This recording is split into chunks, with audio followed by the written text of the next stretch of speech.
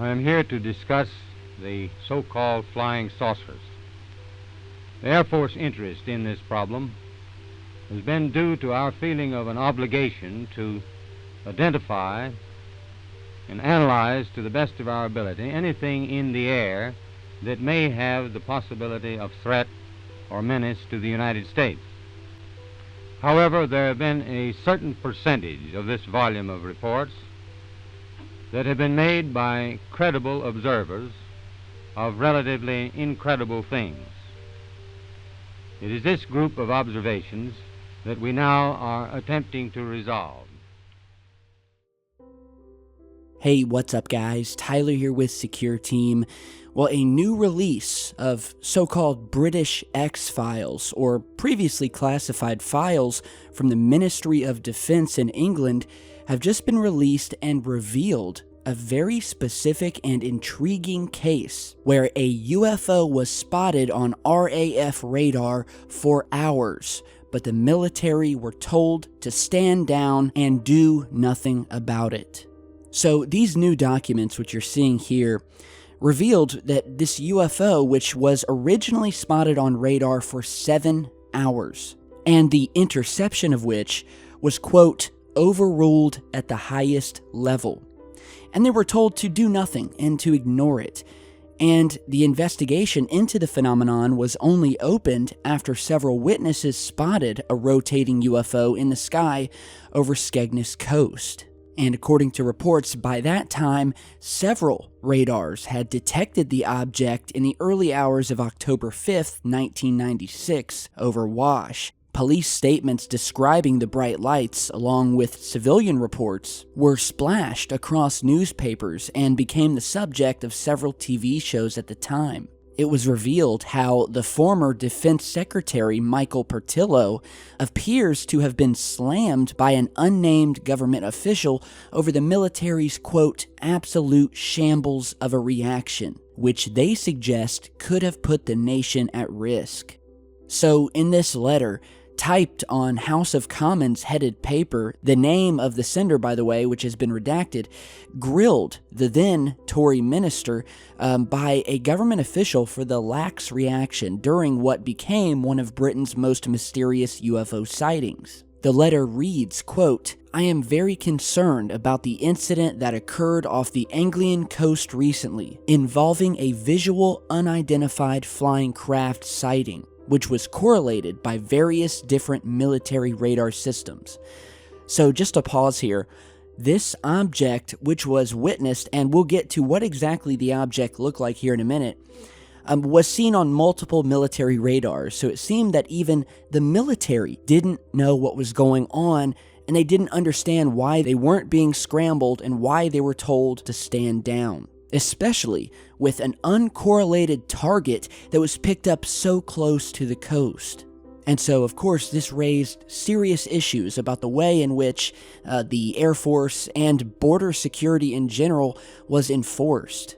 They ask in the letter why RAF Coningsby, just a few miles from the Wash, and who wanted to scramble aircraft, were overruled at the highest level, and why a video taken by police had, quote, disappeared into the bowels of your ministry's main building. The letter continued, quote, the RAF is supposed to, or so I believed, to be keeping a watchful eye on activity in the UK, but seem to have no idea what is going on. And the fact that this thing was on radar for 7 hours kind of does make you wonder.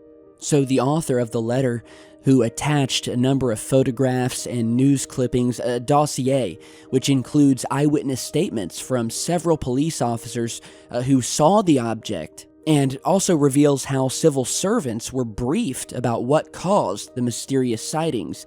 Documents following a, quote, official probe concluded that several, quote, phenomena might be to blame. It suggests that the lights were observed from, quote, 3 different locations high above the horizon and in the same general direction, indicating a, quote, celestial source.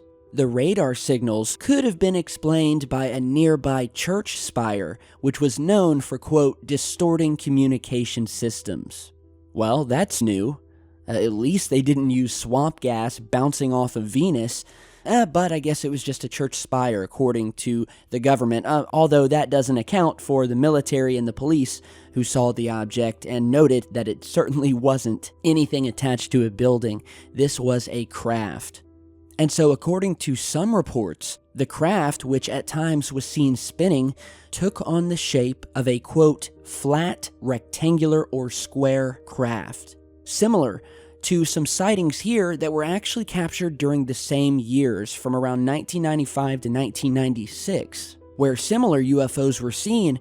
This one here, which like the others were described as, quote, rectangular airships that were unbelievably huge and defied gravity, that would hover silently over large populations and that acted nothing like our commercial or military aircraft.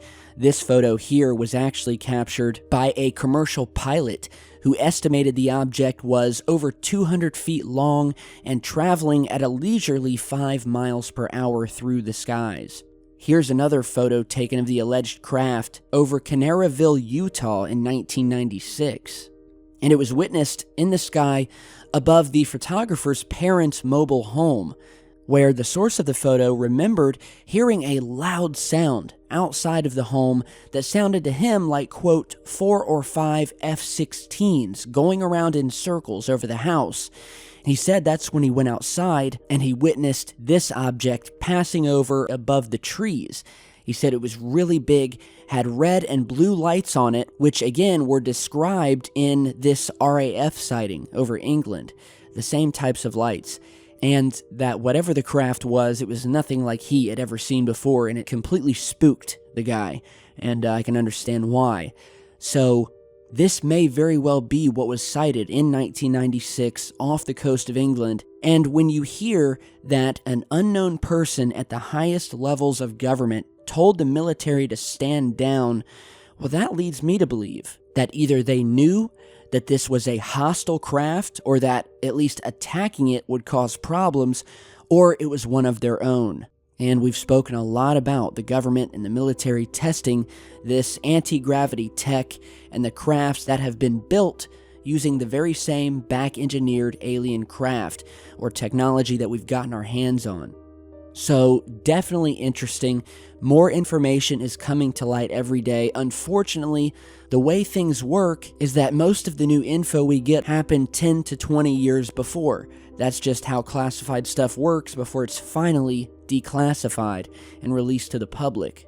And of course they do this for a reason, so that by the time we see it, it's virtually impossible to investigate or find out what happened. But we will continue reporting on it. And if you guys have seen these mysterious square or rectangular shaped craft before, let me know down in the comments or send me an email down below. It's one of the more rare UFO shapes that you don't really see a lot, so it's intriguing to me for sure. Now, before we go today, if you guys haven't heard, my buddy StreetCap1, who operates a YouTube channel dedicated to studying anomalies in space and on Mars, well, he recently was in a car wreck, after which he had a heart attack. Talk about a bad day. And so apparently he was out driving and he was rear-ended, which then caused him to have a minor heart attack. He's been in the hospital and is now thankfully recovering.